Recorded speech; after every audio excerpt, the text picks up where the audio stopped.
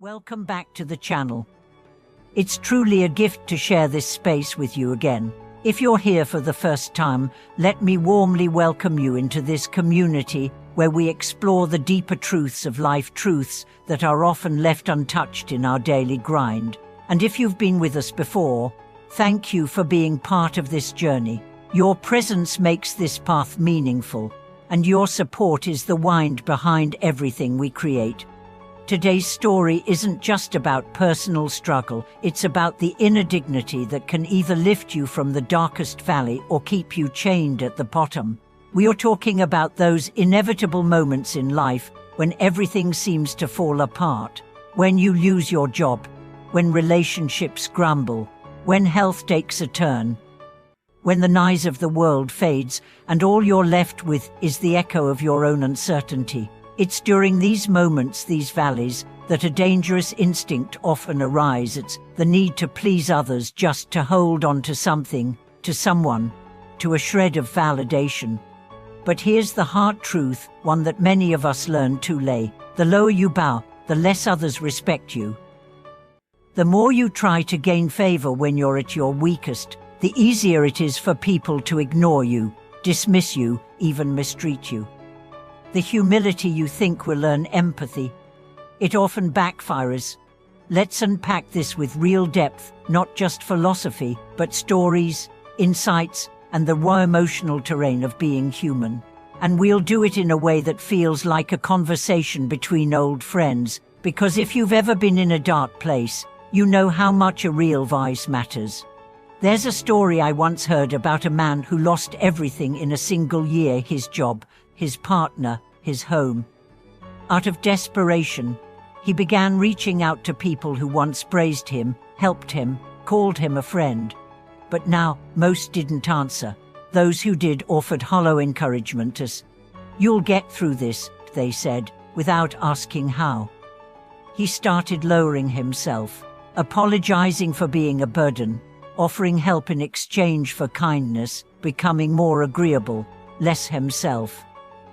He thought if he could just show how good-hearted he was, how useful, maybe someone would throw him a lifeline. But the lifeline never came. Instead, he was met with more distance. The more he tried to please, the less people responded. And the realization hit him like cold water on the face. His humility was being mistaken for weakness, his kindness for desperation. He was no longer seen as a person of value. He had become a shadow of his former self. You see, when you are in a low place, the worst thing you can do is beg for recognition, not because it's wrong to want connection, but because in the eyes of the world, desperation doesn't inspire help, it invites disregard. People respect strength, even in silence. They admire those who suffer with dignity, who disappear not to escape, but to rebuild. When you are at your lowest, what the world wants from you is not compliance. It wants clarity. It wants to know, are you still you? That man I mentioned, he stopped calling. He stopped begging. He stopped explaining. He went silent, not from defeat, but from decision. He started reading. He started working out. He got a part-time job no one knew about. And slowly, piece by piece, he built his life back, not with applause, not with sympathy, but with grit.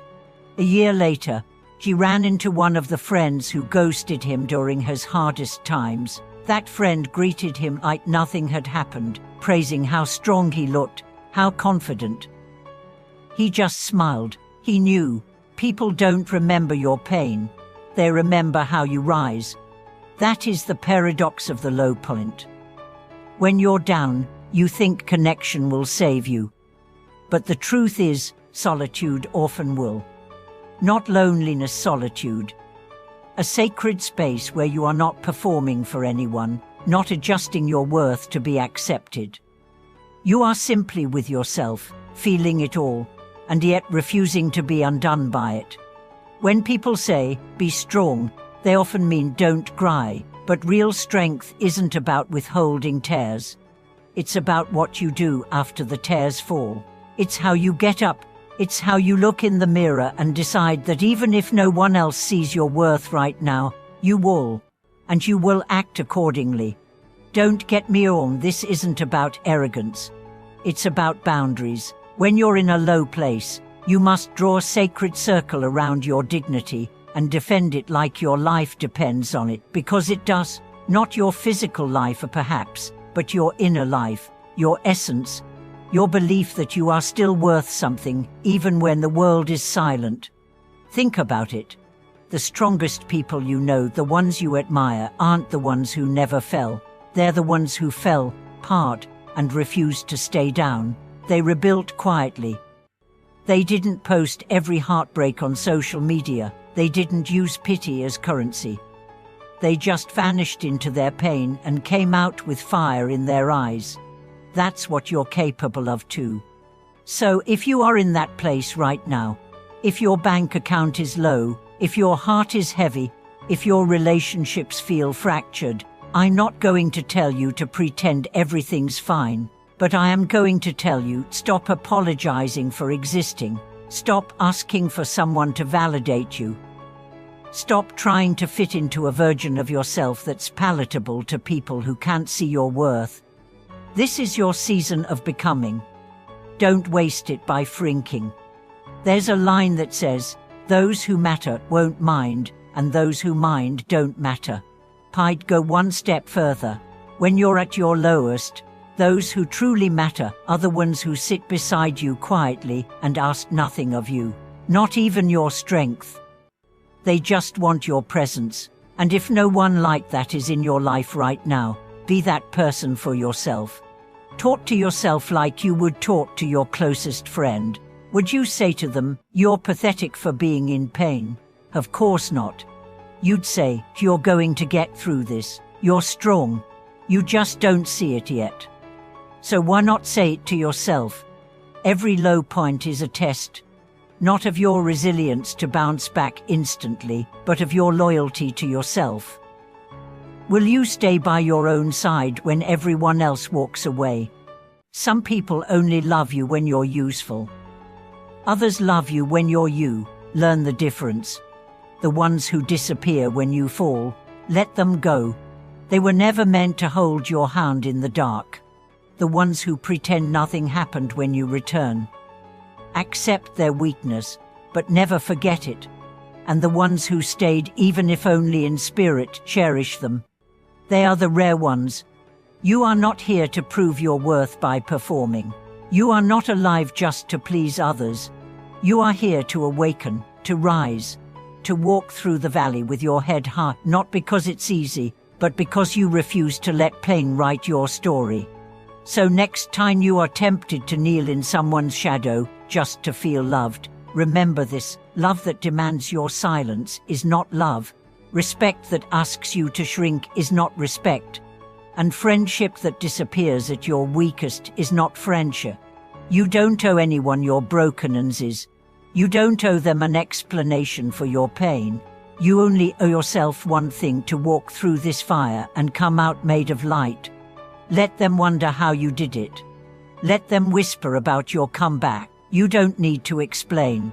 You don't need to boast. You just need to keep walking. The world respects those who respect themselves. And the moment you decide to stop pleasing others and start honoring your journey, the world will begin to mirror that respect back to you. Thank you for watching this video. If this message resonated with you, share your story in the comments. Let us know about the time you rose after a fall, or how you're choosing silence and strength over approval right now. And if this gave you something to hold on to, please like, subscribe, and stay with us for more. This is your space, and your voice matters here.